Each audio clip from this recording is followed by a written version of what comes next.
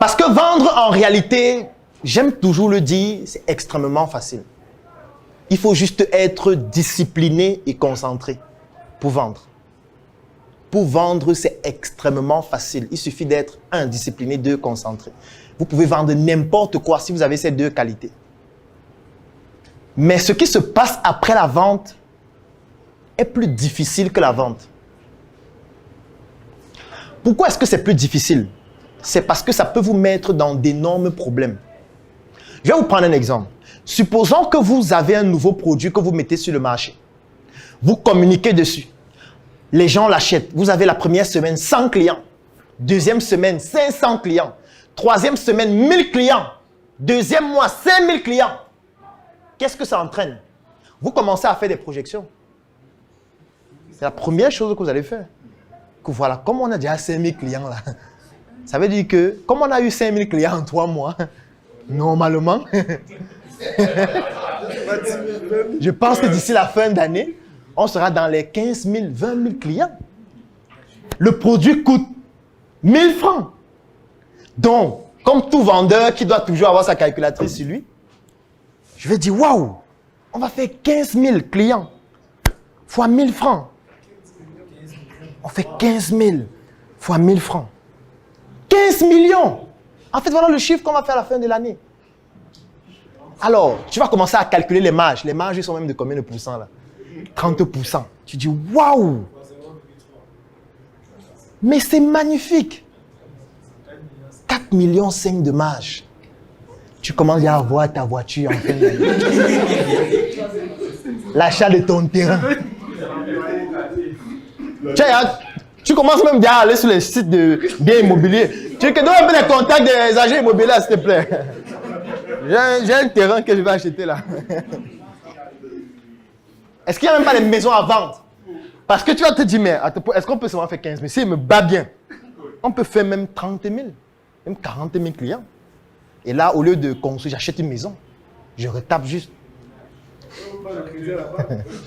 En fait, c'est la suite. La suite, c'est que tu vas te dire, ouais, maintenant, il faut que je trouve un moyen pour que ça aille plus vite. Tu vas commencer à évaluer. Qu'est-ce qui a fait qu'on vende facilement? Il y a la communication, il y a le marketing, il y a le fait, par exemple, qu'on a des points de distribution, mais on a des difficultés de production. Il faut qu'on augmente la capacité de production. Donc, il faut les machines. Il faut plus de personnes. On recrute plus de personnes. Il faut plus communiquer. En fait, ce que vous ne savez pas, c'est que vous êtes en train de modifier la structure des coûts du produit. Parce que là, vous êtes en train d'augmenter les charges. Les charges salariales, les charges en termes d'amortissement du matériel que vous achetez, les charges en termes de marketing, et ainsi de suite. Et qu'est-ce qui se passe? Vous n'avez pas évalué vos clients dormants. Donc, en fait, sur les 5000 qui ont acheté là, il y a 95% de clients dormants. Donc, dès qu'ils achètent, ils testent, ils disent non, c'est pas bon, c'est pas bon. Mais bon, ça va, on va acheter un autre.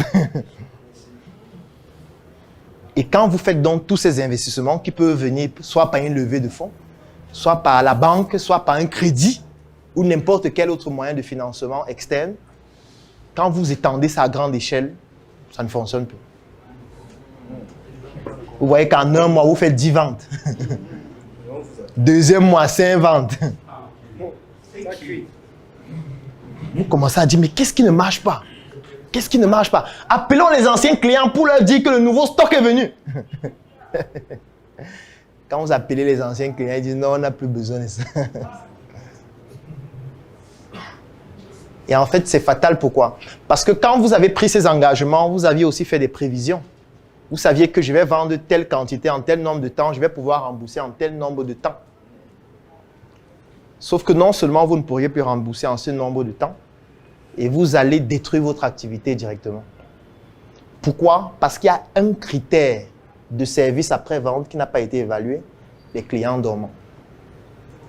On n'a pas évalué les clients dormants. Donc, le premier exercice que vous devez faire, c'est d'évaluer vos clients dormants chaque semaine. Premier exercice. Chaque semaine, vous devez évaluer vos clients dormants. Pour évaluer les clients dormants, il y a plusieurs critères à prendre en considération. Premier critère, la durée de vie. de mon produit ou de mon service. On n'évalue pas les clients dormants qui achètent des chaises comme celle-ci, comme on évalue les clients dormants de quelqu'un qui achète des chips. Ce n'est pas la même durée de vie. Donc, il faut d'abord évaluer quelle est la durée de vie. La durée de vie, le moyen simple de comprendre de quoi il s'agit, c'est de se dire, lorsque quelqu'un a acheté mon produit, à partir de combien de temps il n'en aura plus besoin.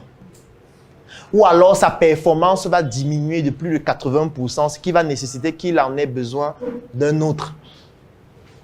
Ou qu'il ait besoin d'un autre. Ça veut dire que l'usage de ce produit aura atteint son point d'achèvement. Il aura besoin donc d'un autre produit de ce type-là. Donc, il faut évaluer la durée de vie de votre produit. La durée de vie, ce n'est pas la date de péremption. Ça n'a rien à voir. Ce n'est pas la date de péremption. Quelqu'un peut acheter, par exemple, une plaquette de chocolat aujourd'hui et il consomme ça dans 1 mois ou dans 2 semaines ou aujourd'hui directement. Donc, ça n'a rien à voir avec la date de péremption qui est écrite dessus. Donc, la première chose qu'il faut évaluer, c'est la durée de vie du produit ou du service que je vends. La deuxième chose qu'il faut évaluer, et je l'ai dit antérieurement, c'est quels sont les usages de ce produit ou de ce service. Parce que la durée de vie dépend aussi de l'usage. Je vais prendre un exemple. Si vous vendez des savons, vous avez par exemple un blanchisseur qui vient acheter le savon chez vous. La durée de vie ne sera pas la même que quelqu'un qui achète le savon pour se masturber. Quoi, oui? Les gens ne se masturbent pas les savons. Ou c'est un usage qui n'existe pas. Parce que imaginez-vous un bon savon Macabo de 350 grammes. Si un blanchisseur prend ce savon pour laver ses habits avec, et un autre prend le même savon pour se masturber, ça va vite finir chez qui? Sauf si le gars est vraiment trop puissant et qu'il il se fait plaisir au moins 30 fois par jour. Sinon, en principe, c'est chez le blanchisseur que ça finit plus vite. Ça veut dire qu'en fonction de l'usage, du produit, la durée de vie ne sera pas la même. Donc, il faudra évaluer la deuxième chose, c'est quels sont les usages de mon produit. Les gens achètent mon produit pour faire quoi? Et ce qu'ils utilisent, l'usage du produit, à quelle durée de vie? C'est pour ça que la deuxième chose que vous devez faire, c'est d'évaluer tous les usages possibles de vos produits. Quand quelqu'un achète mon produit, ça peut être pour faire quoi? Ça peut être pour faire quoi exactement? Et l'avantage, c'est que vous pouvez faire des quiz pour le savoir. Vous pouvez rencontrer des personnes et discuter avec ces personnes, poser des questions à ces personnes pour le savoir. Comme je l'ai fait tout à l'heure. J'ai posé la question, le savon permet de faire quoi? D'autres vont dire laver les véhicules, d'autres vont dire utiliser dans des staffs, d'autres vont dire laver les assiettes, d'autres vont dire se laver, ainsi de suite. La troisième chose, c'est qu'en fonction de l'usage du produit, vous devez conditionner votre produit de manière différente.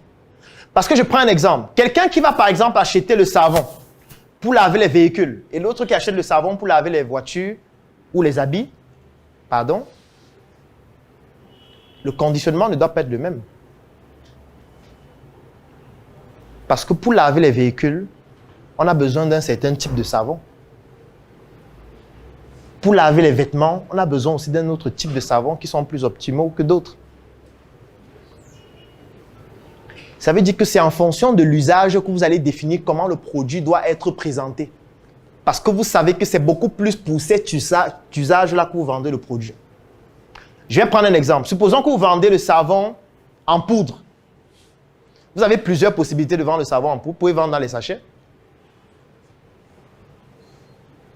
Vous pouvez vendre dans des sachets plus grands. Vous pouvez vendre dans des seaux. En fonction de ces conditionnements, l'usage n'est pas le même. Les clients ne sont pas les mêmes. Si vous vendez par exemple de l'eau de Javel, vous pouvez vendre dans les sachets. Vous pouvez vendre dans les boîtes. Vous pouvez vendre dans des trop grands bidons. L'usage n'est pas le même. Parce que moi, par exemple, si j'ai mon hôpital et je vais acheter l'eau de Javel, je ne vais pas acheter l'eau de Javel dans les sachets. C'est toujours l'eau de Javel, mais je ne vais pas acheter celui qui est dans les sachets. Parce que c'est plus cher.